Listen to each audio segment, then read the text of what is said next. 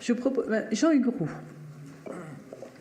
Merci Madame la maire. Je voudrais intervenir sur la forme et sur le fond.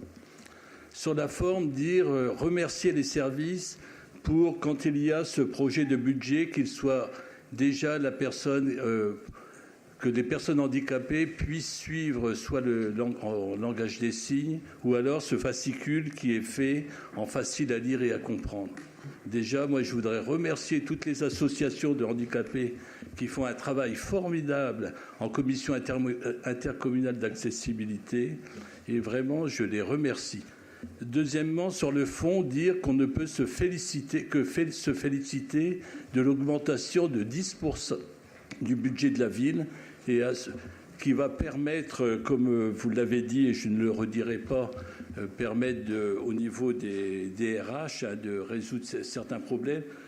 Et aussi dire, on parlait des budgets annexes concernant le service d'aide à domicile. C'est vrai que c'est une situation assez préoccupante, mais je dirais que le CCAS intervient quand même du 1er janvier au 31 décembre à domicile, qui fait un travail considérable et que nous permettons aux salariés de pouvoir faire des formations pour acquérir des diplômes qui leur permettront soit de devenir aide-soignante ou infirmière. Donc, il y a un travail formidable qui est fait au niveau du CCAS. Moi, je me félicite sur la forme et sur le fond. Et puis, je dis, c'est très encourageant. Merci beaucoup pour ces précisions. Nicolas Baudin. Oui, bonjour à tous. Quelques mots sur ce budget. D'une part, j'étais assez étonné par le propos de Laurent Croisier lorsqu'il parle des salaires des agents, qui est une décision au départ totalement unilatérale de la part du président de la République, qui impose cette décision-là aux collectivités territoriales. Et vous avez vu que la ville de Besançon l'a appliquée, elle est au-delà, en globalement sanctuarisant une prime. Et c'est bien ainsi, mais j'étais assez surpris que vous disiez comment ça se fait que vous qui êtes de gauche, vous acceptiez des salaires aussi bas, comme si vous, à droite, le fait d'avoir des salaires assez bas chez les fonctionnaires, ça soit globalement un peu la norme et un acquis social. Moi, je voudrais revenir quand même sur différents points, notamment sur la vie associative et le travail de notre collègue Karine Michel. C'est vraiment une priorité en 2024 de ce budget de travailler aux côtés des différentes maisons de quartier associatives.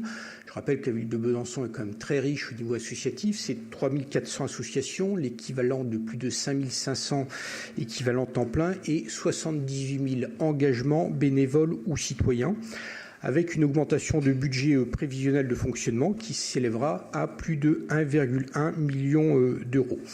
Les subventions accordées aux partenaires associatifs sont prévues en hausse également de plus 5% pour un montant total de près de 8,8 millions d'euros hors CCAS, et puis également l'augmentation de près de 20% des crédits de subvention. Un exemple important, c'est les travaux qui auront lieu à la salle Fribourg, où il y aura l'aménagement du sous-sol de la salle Mandela pour 0,7 million d'euros.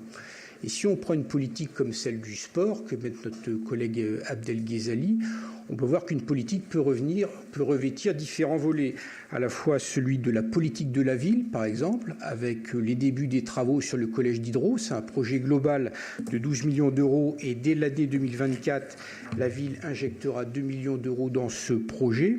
C'est également les équipements, avec un nouveau terrain synthétique au niveau de Rosemont pour 400 000 euros.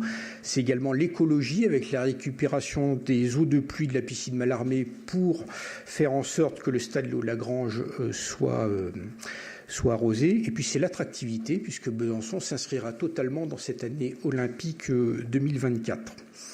Un point quand même sur les finances. Moi, je rappelle quand même que la taxe foncière n'a pas augmenté depuis 13 années sur la ville de Besançon. Et en même temps, je crois que désormais, on ne peut plus imaginer un programme, un budget municipal sans voir globalement ce qui se passe au niveau municipal et les relations très mauvaises, pas sereines, entre l'État central et globalement les différentes collectivités. Alors, Monsieur Croisier, au mois de décembre, vous auriez dû voter un budget qui n'a pas été voté, je vous rappelle, c'est l'article 49.3, donc il vous a été imposé à vous comme aux différents Français. Et puis, moins d'un mois après, nous avons l'arrivée du ministre de l'économie qui dit « bon, c'est très bien, plutôt que faire une loi modificative, on va vous proposer par décret une suppression de 10 milliards d'euros de crédits. Donc, c'est-à-dire que d'un côté, depuis l'arrivée du président de la République, vous avez la suppression de tout ce qui concerne les recettes, donc suppression de l'ISF, suppression de la taxe d'habitation, suppression de la CVAE, suppression de la taxe audiovisuelle. Et pour autant, rien n'a été fait pour équilibrer globalement en termes d'impôts ou bien en taxant davantage soit les entreprises extrêmement riches, soit globalement les gens qui sont les plus fortunés. Résultat des courses, c'est 10 milliards de suppression sèche en termes de budget. Donc moi, je me suis amusé à regarder globalement quelles étaient ces suppressions.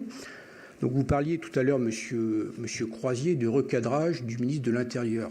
Le ministre de l'Intérieur, il a commencé par se faire recadrer par le ministre de l'Économie, puisque lui-même, il perd quand même 1% de son budget, soit 135 millions d'euros pour cette année. Et avec les 135 millions d'euros, je pense qu'il aurait effectivement pu construire un certain nombre de commissariats.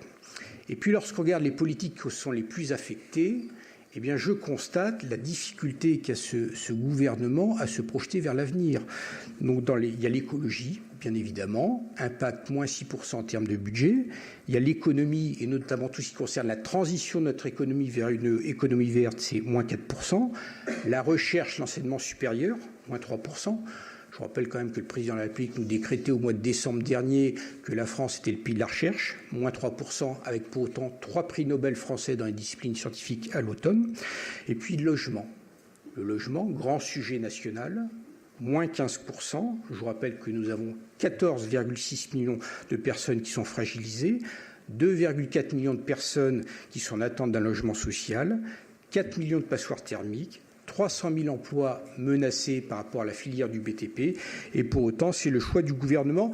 Et donc, moi, je m'interroge sur la capacité qu'a ce gouvernement de droite à se projeter vers l'avenir. Pardon. Vas-y. C'était une belle conclusion. Ah, pardon.